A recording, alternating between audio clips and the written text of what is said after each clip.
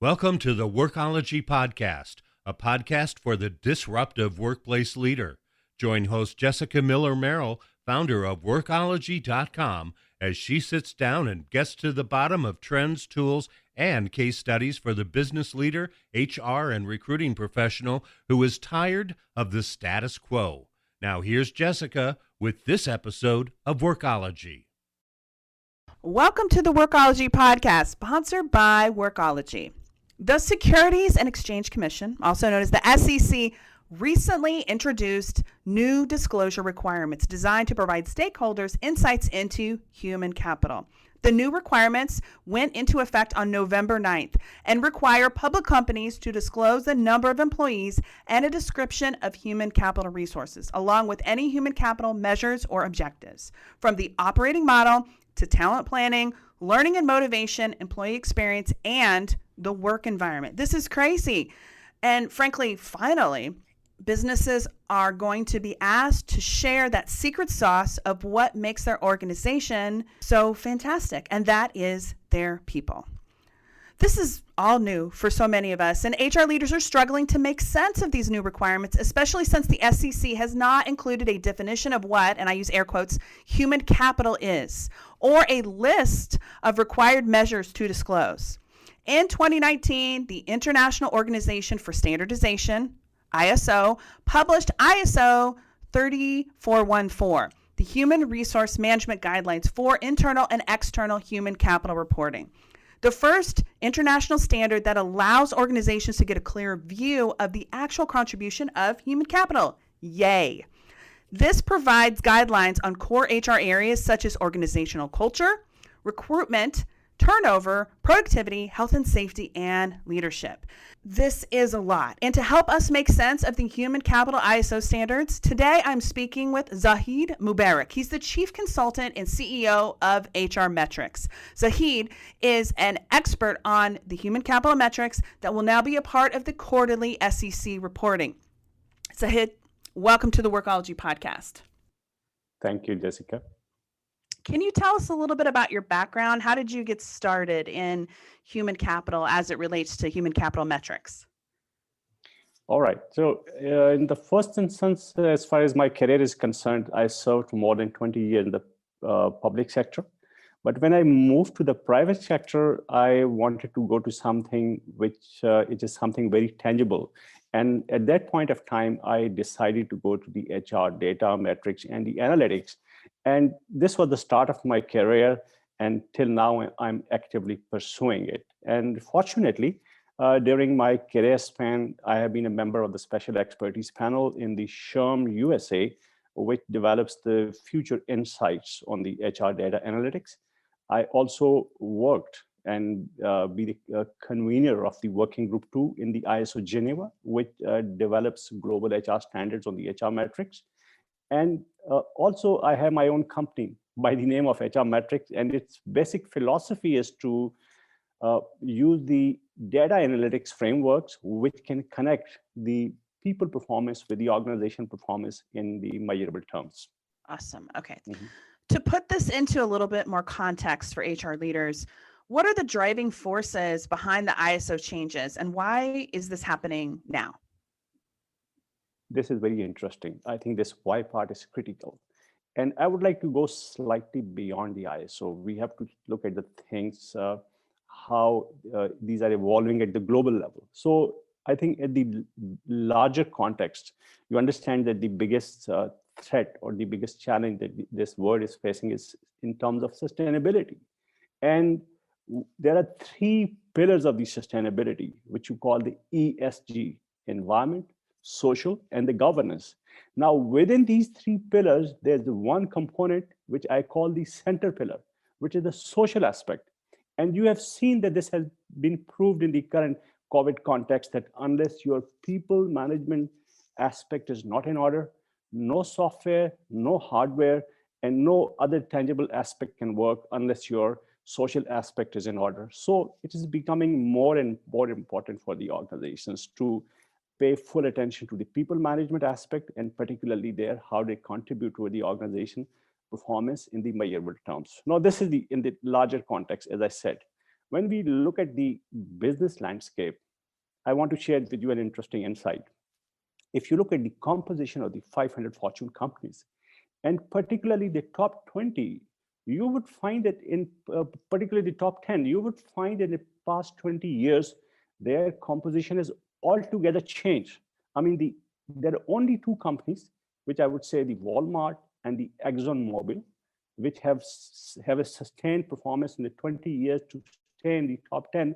Otherwise, 80% of them have been replaced. Now, here's the question that what is something which is critical for the organization and where they can put more focus. And that is where the role of the human capital comes. Now, link with it, I think there's an important insight that there's a company in the United States, which is called the Ocean Tomo. And they always look at the drivers of the performance in the Fortune companies. And their insight, their analysis reveals that the Fortune companies are driven by some of the factors which are called now intangibles, which includes primarily the human capital management, their patents, their brand, goodwill, and the 90% of the sources of the value creation, the 500 Fortune companies, comes from the intangibles. Whereas if you look at in the context, 45 years before, these intangibles stood at just 17%. So in that context, it's automatically becoming more and more important for the organizations to pay full attention to the people management, not just in terms of the headcount management, but in terms of the overall indicators, which can really depict that where the organization stands in terms of the sustainability and how it can move forward. Awesome. All right. As an HR leader who is also a member of the ISO committee, can you speak to the process behind how the ISO develops new guidelines for human resources and businesses? Yeah, this is very important because ISO is basically a consensus-based organizations, and currently I think there are 165 countries which are member of it. So it has a very clearly defined process in terms of identification of what is important for the organization to grow. So the first and the foremost thing is the business case.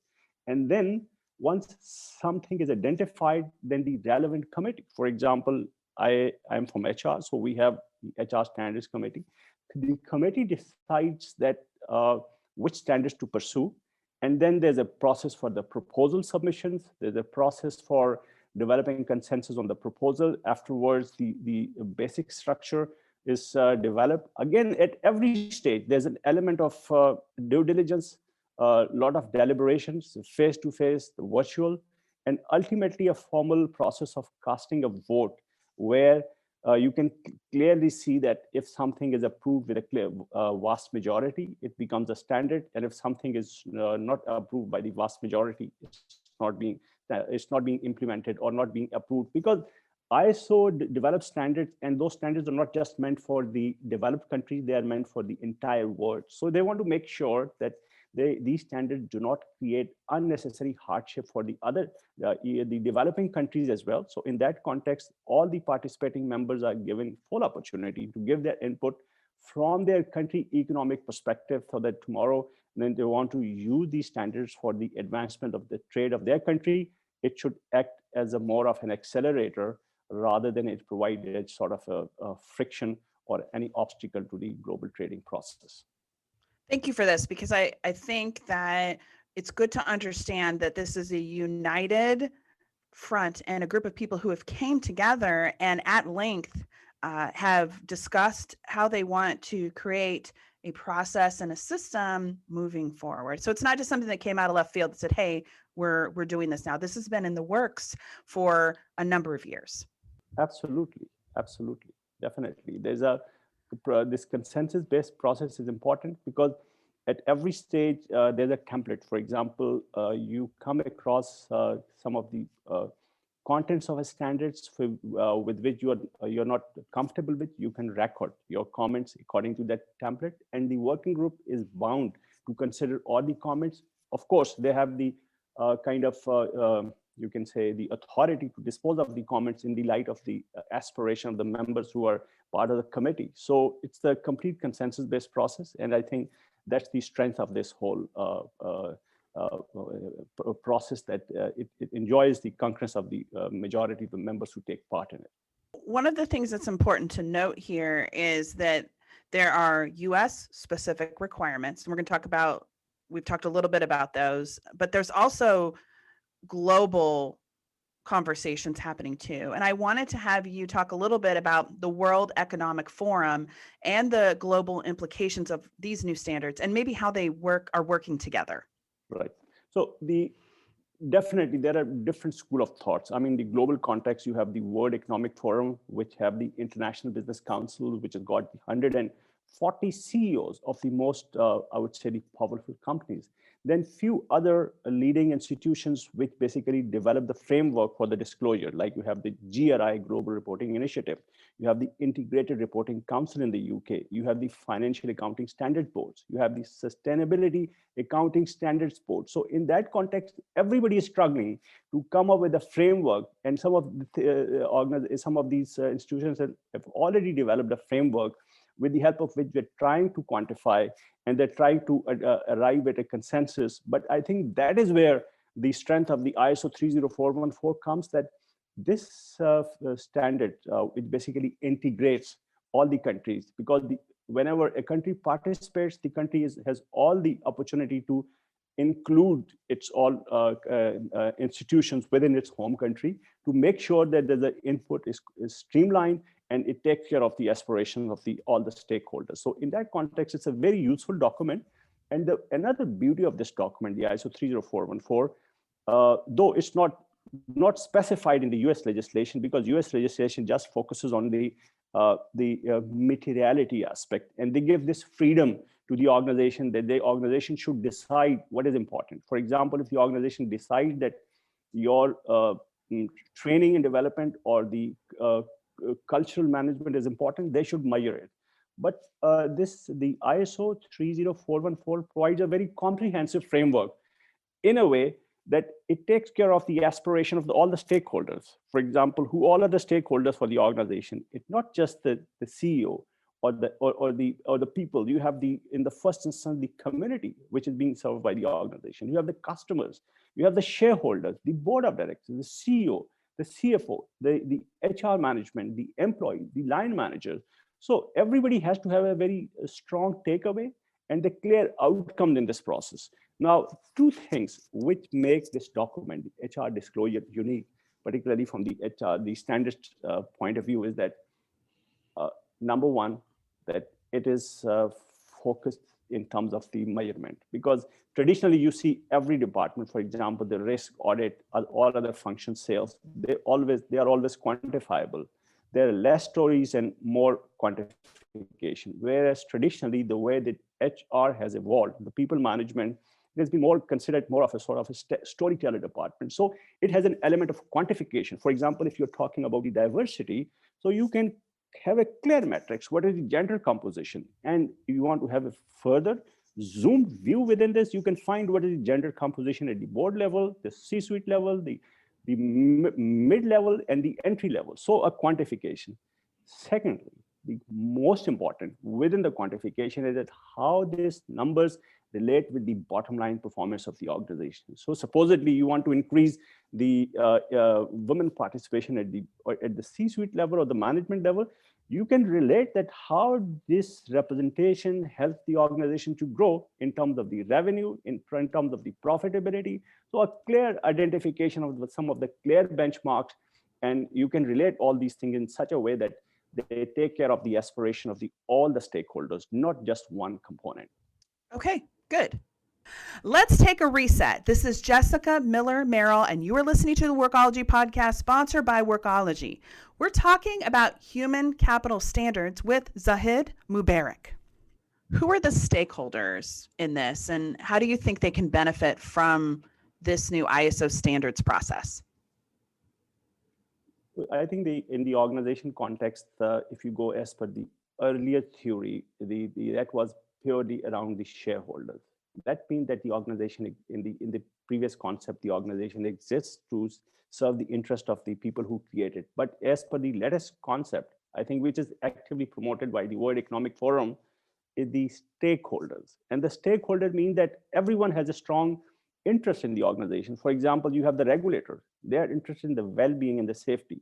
You have the community where the organization operates. The community wants to have an employment, and that employment is not just now like the traditional pattern of hiring 9 to 5 workers. They want to have employment as a gig worker, as a consultant, as a freelancer. So this standard has an element of workforce availability, where you can have a composition of the workforce which is quite flexible enough, not only the flexibility for the worker, but also flexibility for the employers, so that they can have a good mix of it.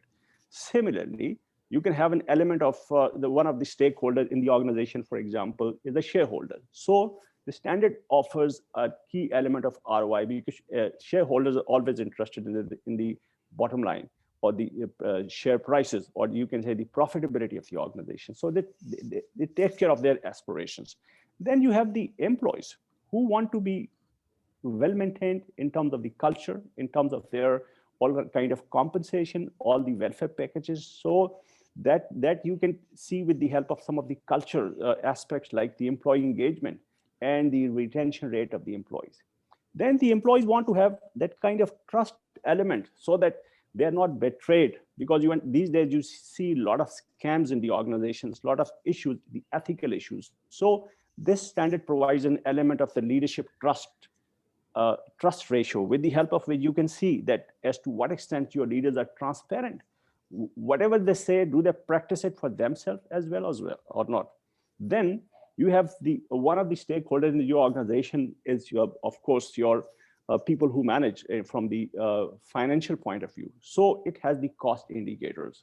You have the compliance and ethical indicators, which can give you a clear indication as to what extent the organization is compliant in terms of the laws, with the federal laws or the you can say the state laws.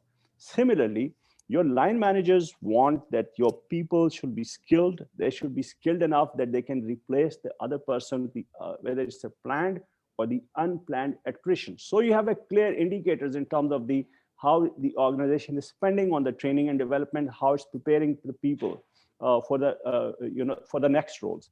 Likewise, the line managers are interested in terms of the hiring the quality of the people. So it has an element of measuring the quality of the people, which called the quality of hire, the impact of hire. So I would say the 360 stakeholders, which are impacted by the performance of the organization, this has a very strong takeaway, because in terms of its architecture, it has got 11 different areas, and all the 11 different areas have got 58 metrics. So a very good mix. And not necessarily that these 58 metrics are applicable to every organization. The organization differ in terms of their size, and the size may be related to the headcount or their overall financial turnover. So that you can categorize the organization, the small, medium, and the large organization, and you have a clearly identifiable metrics which are applicable to according to the size of the organization. What I hear you saying is that this increased sharing of human capital metrics across organizations allows for transparency for all parties that are involved, whether you're investing in the business as a shareholder or you're investing in the business as an employee who's coming to work every day, as well as customers too. They have an understanding of what may be more information into what that secret sauce is, because human capital is, like you said, such like a gray area. There isn't a lot of information about how people are furthering the business. But the interesting thing is that there has been a lot of pushback over the years against a metrics standard. So I wanted to ask you, how do these new standards benefit organizations? I mean, it makes sense to me, but what's the fear? And what's the benefit? I think you are right. There are both sides of it. But as you said, that you understand that the beauty lies in the eyes of beholder. So it's the organization who have to understand that whether it's important to be transparent or not. I was just looking at one of the, I was going through a reading stuff where I could figure out that the top 20 companies in the 500 Fortune companies have a maximum disclosure. They are more transparent than the others. So that takes us to a conclusion that there's a correlation between the transparency of the organizations and the bottom line. I mean, you see it for yourself. Put yourself in the shoes of an employee and see that tomorrow, if you want to join an organization, would you not like to have the maximum information in terms of how the organization is taking care of the career of the people, how it's taking care of the diversity, whether you have a good mix of the people, and how what are the information available regarding the leadership, how the organization is spending on the training and development. So from a consumer point of view, see it yourself. And then if you think that transparency is important as a consumer, then of course this is useful for the organization because there's I would say, a correlation between the transparency and the organization sustainability. So yes, on one hand, there are certain organizations, and there would be certain organizations who would not like to be transparent. But at the same time, if you see those organizations, as I told you in the beginning, that the change, the overall composition of the 500 companies is constantly changing. So the companies which are going on the higher side, which are going faster, you may like to look at their composition, what they're doing, and you will automatically come to a conclusion that those companies who are more proactive on the people management, they have a clear indicators for their people performance and their productivity, their welfare, and their succession management, their training and development. They are able to sustain, they're able to perform in the longer run. This is great.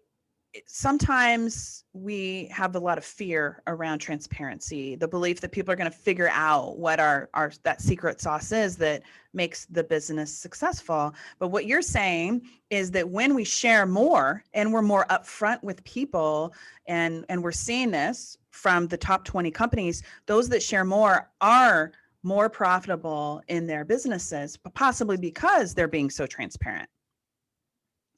Absolutely. I think the transparency is the key. Today, everybody wants to be transparent. I mean, I look at it from a very basic point of view that, for example, if I want to know my health, so if I don't go to a doctor, or even if I go to a doctor and I'm not ready to listen where I stand in terms of my health indicators, my blood pressure, my sugar level, my heartbeat, everything else. So this is the essential information which should not scare me, which basically should enable me to have a relook at if there's some problem areas to overcome those areas. So in the first instance, the organization has to look at these things as a health check to determine where do they stand and where do they want to go.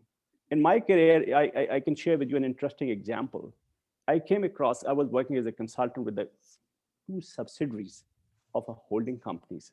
And we were just looking at the turnover rate of those organizations. So in one of the organizations, the turnover rate or the retention rate of the people was not up to the mark. So the CHRO was very uncomfortable, and he was not really willing to share this information with others. Whereas in the sister company of that holding company, there was a similar situation, but the CHRO said that I want to share this information with my board of directors that my retention rate is not up to the mark. So I asked him, why you're willing to share? He said, I mean an improvement. I would only be able to demonstrate an improvement if I know the baseline.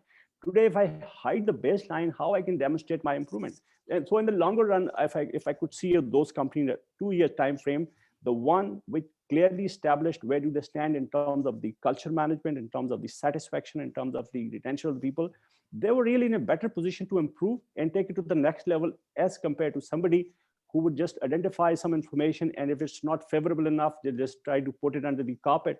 And in the longer run, that company is completely swept away, because you see it yourself that if you are the employee is not satisfied in an organization, how the organization can move forward. All right, this is good. Okay. Right. For those of us who are responsible for the metrics, specifically in the CHRO role on the executive level, how do the new standards and requirements change the way we work with our company leaders and maybe our board of directors?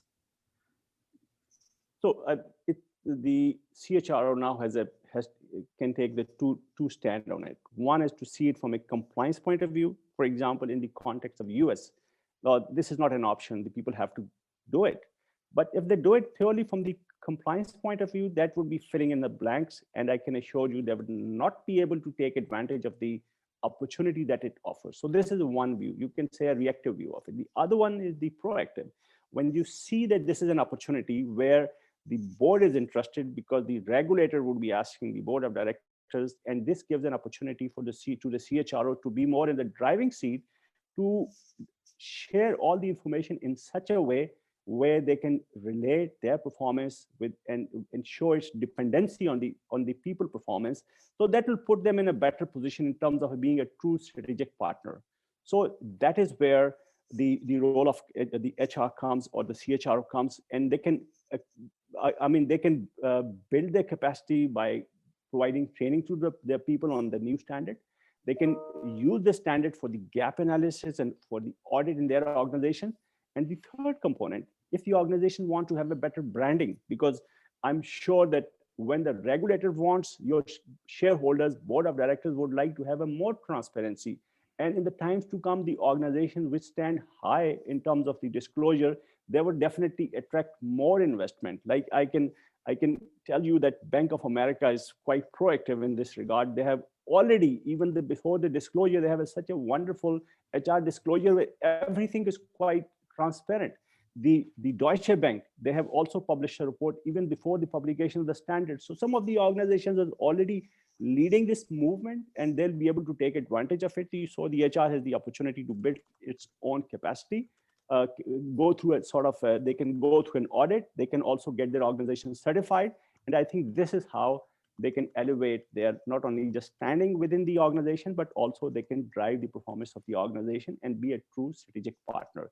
So we can help in that context in a way that we provide certification for the individuals, we provide audit, we provide certification for the organization. Also, we have a partnership with some of the global firms who provide the technology platform, because the organization, they need technology. They have to have archival of the data which they can relate, which they can use over a period of time, and that becomes their backbone for the future decisions. So in that context, we have the 360 solutions, and our website is www.thehrmetrics.com. So even if you go to the Google, you just type HR Metrics, and hopefully you'll be able to locate us. Thank you. Well, thank you so much for your time. We're going to link to your LinkedIn. We'll put a link to your website where people can get more information, as well as to the ISO, because this is not just about the requirements for the SEC. This is a movement towards being more transparent in our human capital activities. And I think it's a real opportunity for human resource leaders to really be able to demonstrate and articulate the value that they have on the organization, and specifically how it is impacting the business. So it's no longer a secret anymore. We are unveiling, pulling out the behind the curtain, and for the first time for many of us, talking about how this work we do in human resources translates into sales and revenue or cost savings for the business. So I really appreciate you taking the time to chat with us today. Great pleasure, and thanks for the opportunity. With the new standards and SEC guidelines and regulations, the spotlight will shine even brighter on HR and our ability to perform in the areas of employee development, safety, engagement, attraction, and retention. While the SEC has not clearly defined human capital, the ISO has given us some guidelines on these core HR metrics. I also have resources for you on the ISO, as well as a direct link to the HR metrics organization that is Zahid's. I'm pleased to have the opportunity to speak with Zahid Mubarik to get a better sense of what these new human capital metrics are, how this will impact our organization, and again, finally, HR steps into the spotlight and can really demonstrate the value that we bring. Thank you for joining the Workology podcast, sponsored by Workology. This podcast is for the disruptive workplace leader who's tired of the status quo. My name is Jessica Miller Merrill, and until next time, you can visit Workology.com to listen to all our podcast episodes over on Workology.